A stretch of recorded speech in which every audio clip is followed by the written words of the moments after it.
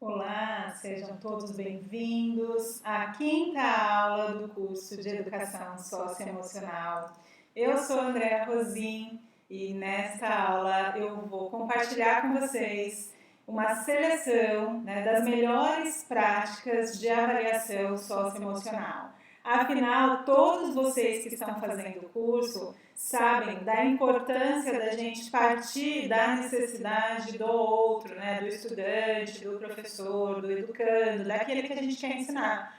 É isso que transforma, esse processo inicial de transformação que a gente sabe que é tão necessário na relação. O que é que está difícil? Quais são as habilidades que o outro, que você quer ensinar, não consegue apresentar? Ele apresenta essas habilidades em outro contexto. Nós já iniciamos no curso treinando o olhar de vocês, procurando perceber, ensinar vocês a perceber que a dificuldade que vocês percebem, que vocês identificam, ela está carregada de comportamentos das quais vocês esperam que o aluno ou o professor apresente, e que eventualmente ele não apresenta naquela situação ou apresenta de uma forma da qual vocês não acham que é uma boa forma, o jeito de fazer não é legal. E aí a gente acaba generalizando, não é um bom aluno, é um comportamento problema. Então a gente vai aqui focar de novo o nosso olhar para entender o que é que estamos avaliando, Então essa é a primeira coisa. E quais instrumentos podemos usar para facilitar essa nossa avaliação, Sabemos que a avaliação socioemocional, ela também pode acontecer de uma forma, de diferentes formas, A gente sabe que a avaliação sempre, Vocês que já estão na sala de aula, já sabem que a avaliação ela pode acontecer no começo, no meio, no fim. Então, da mesma forma, a avaliação socioemocional, a gente indica, a gente sugere que para iniciar a intervenção no planejamento, nas práticas, nos projetos que vocês vão desenvolver, que vocês façam uma sistematização, e agora a gente vai apresentar os instrumentos, tentando identificar o que avaliar, quais são os comportamentos, as habilidades que esse aluno não apresenta, que são as dificuldades, o que esses professores não usam na dinâmica da sala de aula e que a gente sabe que são habilidades importantes para a mediação socioemocional. Então, para que a gente vai avaliar? Nós vamos avaliar porque a gente vai selecionar dificuldades, ou seja, habilidades que o sujeito não apresenta ou na frequência que a gente espera ou do jeito que a gente espera, o jeito de fazer que pode ser um jeito não habilidoso, E o como avaliar. A gente começou treinando o olhar de vocês, porque observar e descrever o que a pessoa faz já é uma avaliação, Então, quando vocês fizeram exercícios com a gente, de observar o que o outro estava fazendo que estava incomodando, o que você estava chamando de problema, ou o que você acha que você estava fazendo na interação com o outro que estava dificultando essa interação, O observar já é uma forma de avaliar. Observar e dizer o que o sujeito faz, E hoje, agora, nós vamos olhar outras formas possíveis da gente trabalhar com a avaliação socioemocional,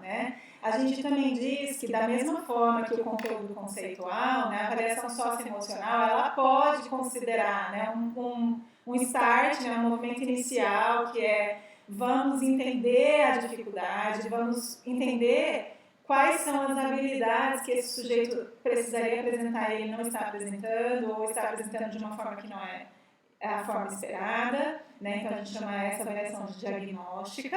A avaliação processual ao longo do percurso, a gente vai trabalhar com vocês o quão importante é o feedback, o devolver as conquistas, dizer para o outro, você está treinando essa habilidade, estou aqui para que a gente possa fazer juntos, você vai melhorar isso vai melhorar aquilo, Então, contar esse percurso, compartilhar com este outro, seja professor ou aluno, educando. Então, assim, ao longo do processo, as conquistas e as dificuldades que ainda permanecem, que nós vamos tentar outras formas de fazer para ver se dá certo, E ao final, então, ao longo desse percurso, percebe quantas coisas vocês aprenderam, né? Então, chegando ao final, a gente também pode avaliar, né, até para entender o que é que mudou, o que é que melhorou e o que é que pode ainda ser melhorado do ponto de vista da relação com o outro, né? Nós estamos falando de comportamentos, habilidades que são sociais, socioemocionais, né, que envolvem a relação com o outro. Tá? Então, essas habilidades são aprendidas, elas dependem do contexto, elas dependem de quem são os interlocutores, né? A gente já falou sobre isso. E a gente pode fazer de diferentes formas. A gente pode fazer como autoavaliação. Vocês fizeram, né, uma autoavaliação, responderam um questionário informando, né, se vocês apresentam determinada habilidade,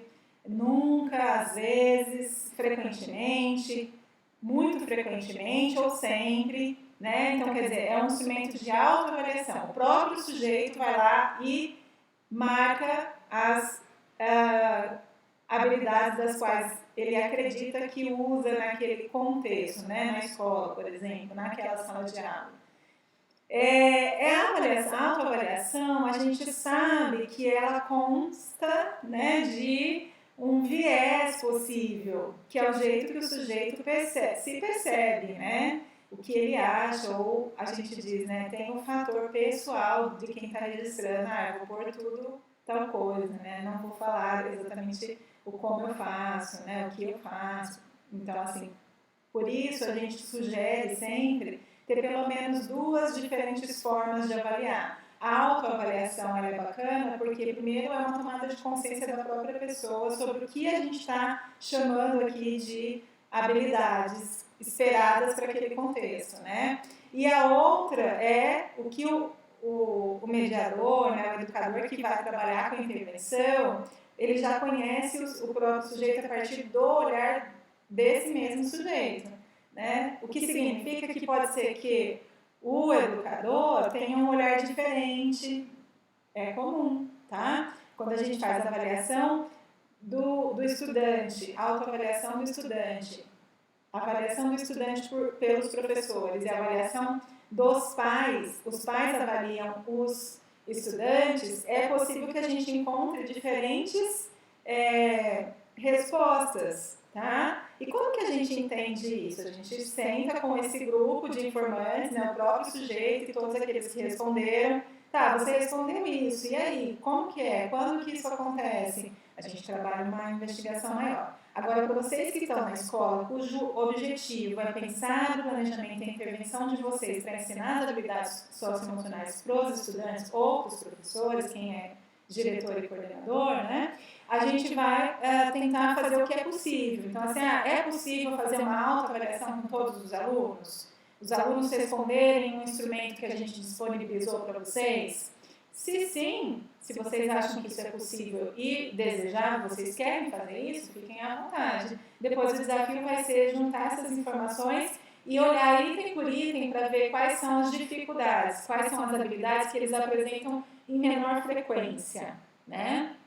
Não, André, nós preferimos essa observação em registro. Nós vamos pegar um instrumento que você disponibilizou e nós vamos observar aquele sujeito, por exemplo, 3 alunos, um com dificuldades de aprendizagem, com dificuldades de comportamento, um bom aluno. E a gente vai anotar o que eu que vou anotar o comportamento do aluno. Tudo bem também. Daí depois você vai pegar esses 3 formulários, né, esses 3 instrumentos que você observou cada sujeito e você vai ver o que há de comum, que você vai trabalhar com o grupo todo, com a sala inteira, e o que há de específico. Tem dificuldades que é desse aluno que você quer que ele melhore, porque você percebe que isso impacta na aprendizagem, na relação com o outro. Então, é outra forma de fazer. A gente também tem a avaliação por pares, por exemplo, pedir para o sociograma, né, que a gente faz, então uma criança, um adolescente indica 3 amigos que mais gostam de brincar, né?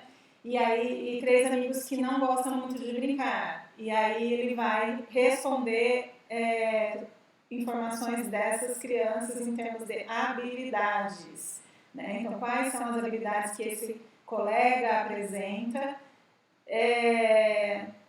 por exemplo, numa atividade específica. Sempre é importante definir o contexto, dizer, olha, a gente está pedindo para você avaliar, né, registrar o que seu amigo faz quando ele está, por exemplo, na aula de educação física. O que seu amigo faz quando ele está na sala de aula fazendo um trabalho em grupo com você. Então, é sempre na interação com o outro, tá? E, por fim, a gente tem aí a avaliação de outros informantes, como eu estava dizendo. A gente pode pedir a avaliação dos pais, né? Os pais registrarem naquele formulário dos estudantes, né, quais são as habilidades que esses estudantes apresentam no contexto da casa.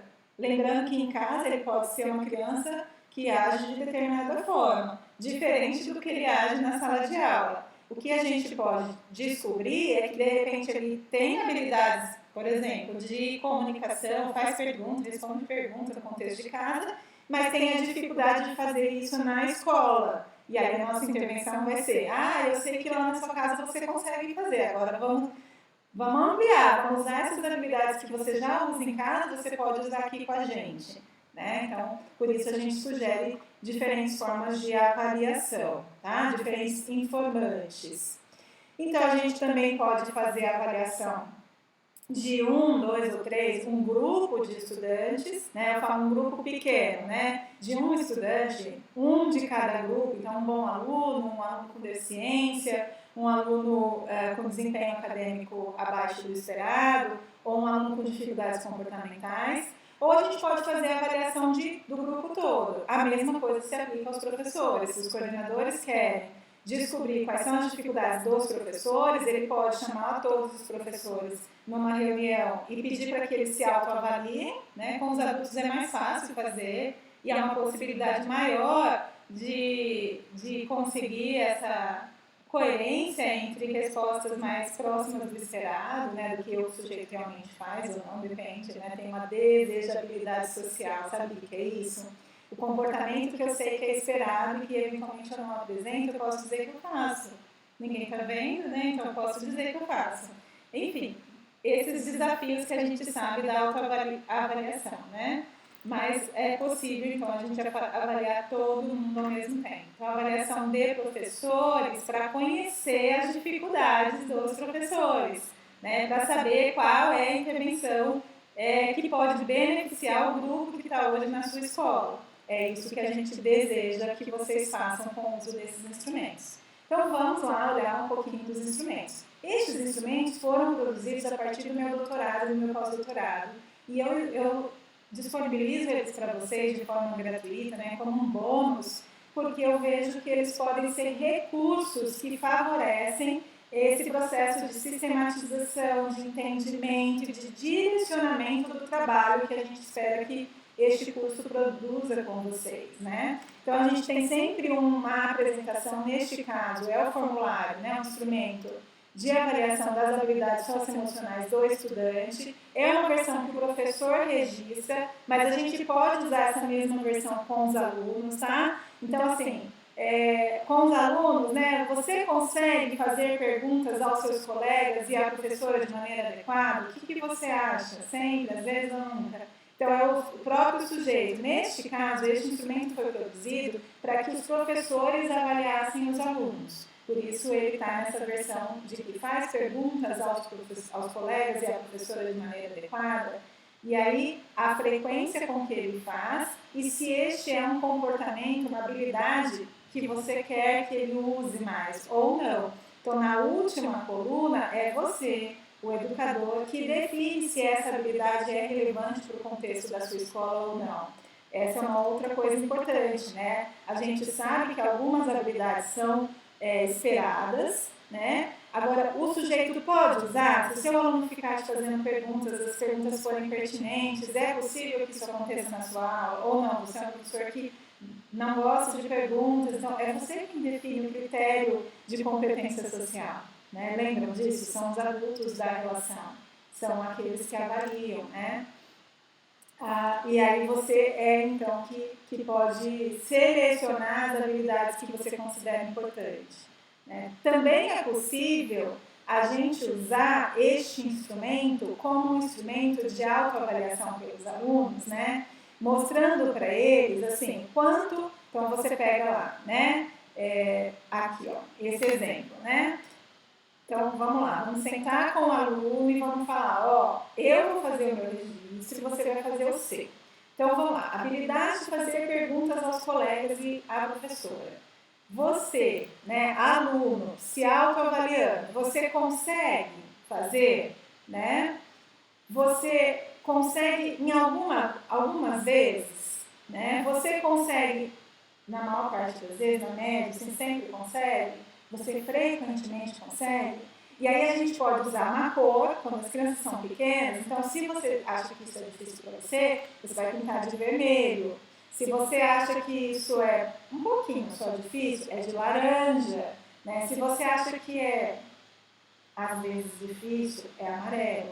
Então, essa foi uma construção também que a gente fez, né, num momento de intervenção numa escola, em que as professoras trabalham com autoavaliação e depois elas produzem um relatório das famílias contando as conquistas. Então, tem a autoavaliação do aluno, né, que está aqui, então, a data em que isso aconteceu, e do lado tem a avaliação do professor. O aluno sabe, eu acho que você consegue fazer pergunta para mim várias vezes ao dia, então eu vou pintar de verde.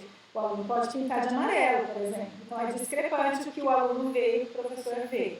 Tá? E tem escolas que precisam fazer uma menção, uma nota final. Então a gente criou este modelinho aqui, tá bom? Se o aluno pintar de amarelo e o professor concordar, a nota vai variar entre 1 e 2. Né? Se o aluno pintar de laranja e o professor concordar, vai ser de 3 a 5. Então, assim, só para a gente ter uma referência aí em termos de menção e notas, né? Então, esse instrumento também foi produzido com a participação de professores que estão na sala de aula, né, e que me permitiram disponibilizar como produto aí de pesquisa e intervenção, né? E este terceiro instrumento, vocês também conhecem, ele é um instrumento do educador, né, para conhecer as dificuldades do educador. E a gente diz que é muito importante conhecer as próprias dificuldades, né, não só para os alunos, mas para os professores. E da mesma forma, então, a gente tem lá uma sequência de questões que são habilidades importantes que todo educador poderia aprimorar, desenvolver e utilizar na sala de aula, porque são essas habilidades, né, que promovem a aprendizagem para os alunos, que promovem a aprendizagem socioemocional. Então, é o professor avaliando quanto ele usa essas habilidades no dia a dia da sala de aula dele. Então, nessa semana, nessas 2 últimas semanas, você conseguiu observar e descrever habilidades socioemocionais dos seus estudantes? Conseguiu registrar isso, né? Selecionou recursos para ensinar, é um pouco desse exercício. Então, a avaliação das habilidades socioemocionais, ela só faz sentido se for para planejar e produzir, né, melhorias no processo de ensino e aprendizagem. A gente está falando aqui de uma sistematização, né, de anos de estudo, né, para que vocês pudessem ter instrumentos práticos para pensar como melhorar a relação na sala de aula, o dia a dia e o ensino dessas habilidades. Essa avaliação, ela está disponível, a avaliação tanto do instrumento de avaliação dos estudantes como o instrumento de avaliação dos educadores estão disponíveis para vocês em formulários e também em PDF na nossa plataforma do curso. Sabendo, né, eu preciso retomar com vocês que, ok, fui lá, registrei, agora sentei, fui analisar os dados, né, peguei os formulários e fui entender o que é que esses instrumentos produziram, né? E aí eu preciso lembrá-los de que vocês são, né, os adultos que definem a competência social. Por isso, né, a gente diz que a competência social, ela é a capacidade do sujeito de usar, né, os seus pensamentos e sentimentos a favor da situação, a coerência, né? Gerando resultados positivos para o sujeito e para o outro. Então, quando a gente faz uma intervenção, você, professor, educador, tem um foco, tá? Que é a ação do sujeito. Você não é psicólogo, e eu tenho falado bastante isso, né? Que professor não é psicólogo. Então, professor foca no seu trabalho de valorizar, descrever e valorizar quando o aluno apresenta a habilidade esperada. Tá? Cria-se um contexto favorável, como André? Por exemplo, numa roda de conversas, abrindo para perguntas, convidando para participação. Se você quer que o seu aluno exercite o autocontrole, lembrando ele, né, de que ele está treinando a habilidade de autocontrole, então quando ele se sentir nervoso, ele pode sair, ele pode dizer, professor, eu preciso sair, então treinando essa habilidade de falar, professor, eu preciso sair, né? Então, e são vocês que definem esses critérios de competência social, que é a possibilidade do sujeito usar as habilidades no contexto que está sendo avaliado. Por isso eu achei tão importante voltar nesse ponto da competência social, porque não adianta você ensinar uma habilidade que depois o sujeito não pode usar na sala de aula, no contexto da escola. Tá? Selecionem habilidades que esse sujeito possa, porque a efetividade do uso dessas habilidades é que vai tornar esse sujeito mais competente, né? Mais competente socialmente. E é isso que a gente diz também que é uma relação ética, lembra? Então, assim, a gente estava, né, a gente falou bastante da regra de ouro, né? Ensinar os alunos a agir com eles do jeito que vocês gostariam que eles agissem com vocês. Então, assim, ter coerência na relação, tudo isso importa quando a gente fala em competência, tá? Ah, André, nem sempre é possível, às vezes é tudo bem, a gente volta, pede desculpa, dá um abraço, ou senão só volta e fala, foi mal, né, não estava bem, vou tentar fazer de um outro jeito, porque eu também estou treinando as minhas habilidades, né? Então, gente, olha, nós estamos falando de avaliação, nós estamos falando da intervenção e a gente está falando de algo bem importante, que é o como vocês, cada um de vocês, educadores, ocupam um lugar nesse movimento de formação do sujeito que está aí 9, 10 anos na escola, né? Muito tempo do seu dia tem um tratamento integral na escola, né? Mas no mínimo eles ficam 4 horas por dia, 4 ou 5 horas com vocês na escola, né? E quão importante é vocês aprenderem coisas bem básicas da aprendizagem socioemocional, que é falar como foi o comportamento. Pare, observe e descreve. Fala para o aluno, né? Fala para o outro. Você percebeu como o seu corpo está agitado? Né? Você está percebendo que você está com dificuldade de se organizar? Então, como foi o desempenho? Né? Quais resultados isso produziu? De tempos em tempos, para e faz essa avaliação junto com ele. Você percebe quando você consegue ficar paradinho, a gente consegue brincar de um jogo que todo mundo gosta, que é, sei lá, tal coisa. Enfim, compartilha, é esse movimento que não requer muitas mudanças, é mais a prática.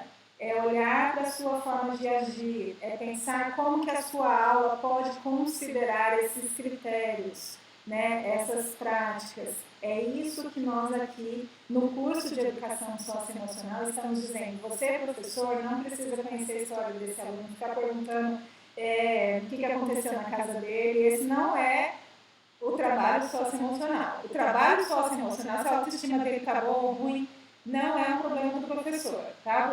O professor precisa focar no que acontece na dinâmica da sala de aula. O coordenador é apoio desse professor. Né? Então, vamos aos casos. Por exemplo, essa semana, em uma orientação escolar, uma garotinha do segundo ano, uma brincadeira, tipo, tinha outros nomes, mas era tipo Mamãe da Rua, eles estavam na aula de educação física, e a garotinha estava gritando, né? Tem pirata aqui, então tinham que vir as pessoas que iam pegar o pirata, né? Tem pirata aqui. E uma garota, e no fim da aula, 15 minutos antes de acabar a aula, o jogo estava, eles estavam perdendo, né? Os piratas estavam perdendo, e essa garotinha gritando, todos gritando. Uma garota começa a chorar e gritar, e fala que a outra garota diz preta mimada para o professor. O professor ouve aquilo, a garota chorando, pega as duas garotas e leva para a coordenação resolver. O professor chega dizendo, ó, fulano me disse que a ciclana, não, a Maria disse que a Ana chamou ela de preta mimada. E eu disse para ela, se ela dissesse isso, ela ia ser presa, porque isso é crime. A criança tem 7 anos, tá? E aí a coordenadora pega e recebe essas crianças e começa a perguntar. Ou seja, a coordenação é apoio, né? Eu voltei na escola para pensar com a equipe, né? O que esse professor podia ter feito? para resolver? Porque, primeiro, o que produz quando a gente encaminha para a coordenação? Né? E qual é o trabalho que o professor pode fazer para ensinar habilidades tão importantes que são socioemocionais? Primeiro, para e ouve as duas partes. Ah, ela falou isso. Quem mais ouviu? Mais alguém ouviu? Né? Essa é uma linguagem dessa criança. A gente tem que ouvir as crianças. Né? São crianças pequenas, se fosse adolescente da mesma forma. Quem estava por perto? Né? Foi a primeira vez que isso aconteceu? Então, assim, este trabalho de parar e olhar o comportamento que o professor precisa colocar no seu planejamento, né? De mediar, de ouvir, de descrever, de ensinar a falar, a garota disse que não disse isso, né? Ela estava gritando, tem pirata aqui, tem pirata aqui, tem pirata aqui, não sei se viu, não sei como surgiu essa fala, né? Mas a outra garota, só para o desenrolar da história, foi para a coordenação, ouviram as duas partes, aí pediram desculpa, fizeram amizade de novo, voltaram, a criança resolve fácil, e voltou. Só que os professores ficaram indignados, assim, nossa, essa menina é preconceituosa, e chamaram as famílias para contar, enfim, teve um desdobramento. O que produziu o desdobramento foi muito maior do que o trabalho específico que faltou ser feito. Né? Então a gente foi lá para falar, olha, precisamos voltar a olhar para a intervenção do professor, né? Naquele momento, que outra coisa daria para ter sido feita para ajudá-los a resolver este problema, dada a proporção daquele contexto, né? Porque a gente que é adulto já tende a crescer e generalizar. Se está acontecendo de fato algo que tem a ver com preconceitos e racismo, tem outras coisas que vocês já viram e ouviram? O que vocês viram e ouviram? Como isso vai se tornar conteúdo? Tá? É isso que a gente tem orientado. Tá? Se isso é um problema que realmente está acontecendo na relação entre os pares, entre os colegas, entre os estudantes de preconceito e racismo, isso é conteúdo que a gente necessita incluir, né, como mediação e envolver habilidades e consequências para isso. Né? Senta, para e planeja. Voltando aqui para falar da avaliação, por isso que eu estou falando que o tempo inteiro a gente vai, avalia, a gente volta, pega uma situação, problema, resolve. Só que quando a gente olha para como resolver a situação, problema, a gente precisa levar em consideração o que as pessoas fazem. E isso envolve o que o professor faz. O que o professor fez nessa hora? Ele ouviu as duas partes? Não, ele já veio acreditando na criança que estava chorando. E a outra? Onde ele estava? Quem mais ouviu? Quem estava por perto? Né? Tem histórico? Não tem histórico? Enfim, tem muitas questões a serem desvendadas. Mas a primeira e mais básica é ouvir as duas partes e ouvir quem estava por perto. Né? Antes da gente sair atribuindo valor a uma única fala, ou supervalorizando uma fala de uma criança específica, seja ela qual for.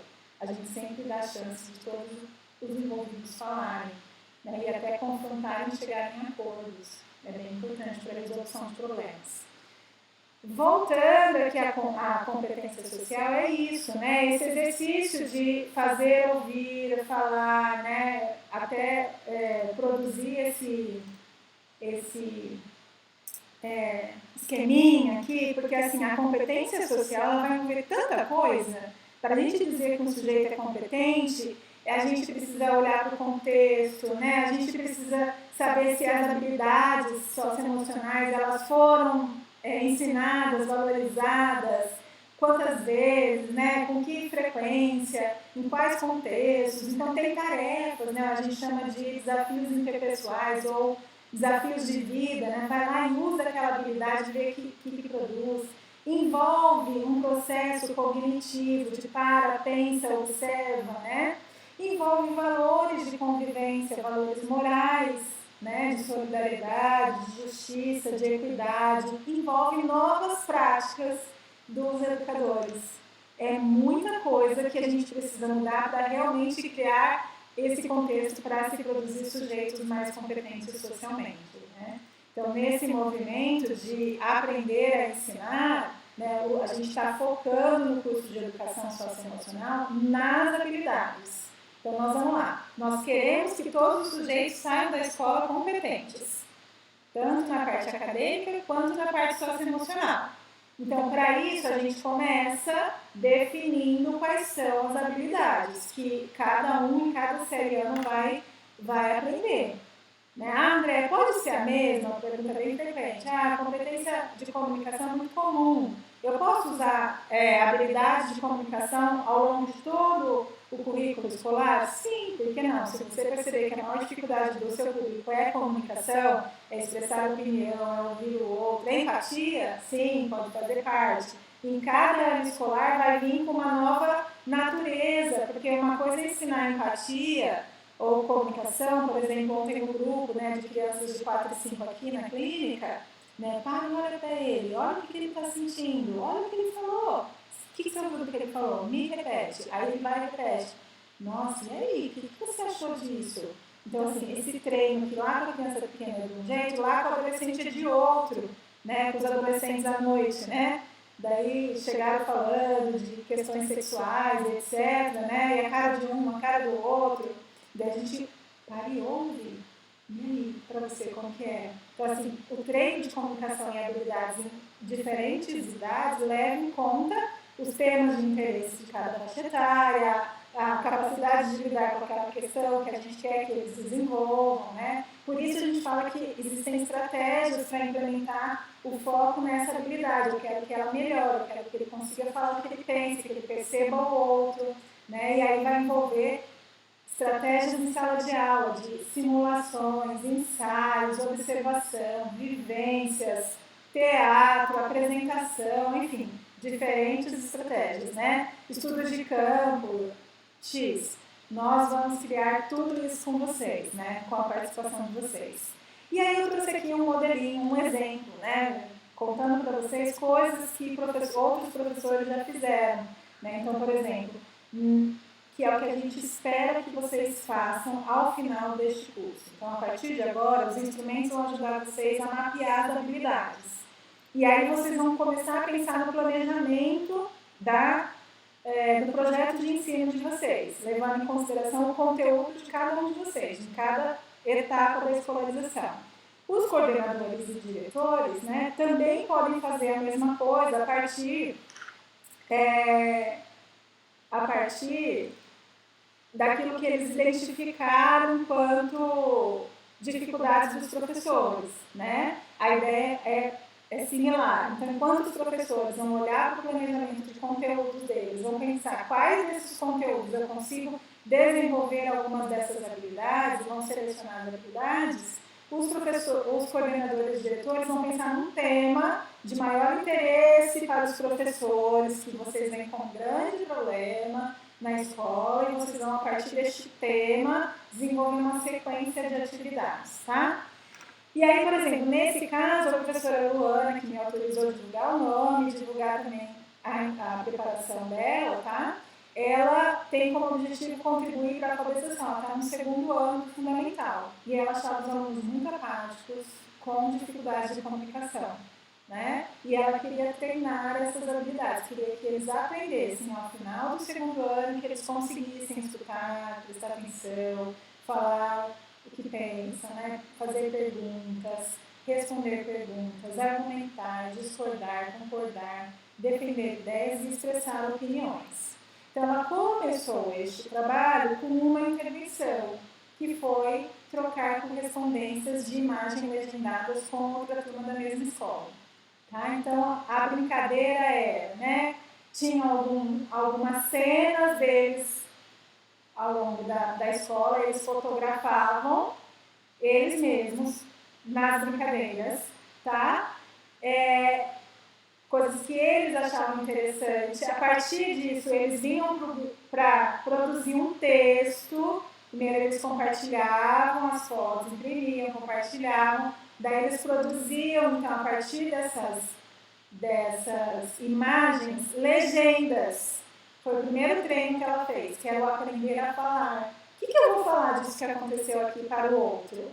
Eu vou falar isso e isso. E aí ela foi treinando. Esse foi muito bacana, assim, esse exercício, né? Então, assim, o que eu vou falar do que aconteceu aqui? Né? As perguntas foram bem importantes, com a ajuda dela.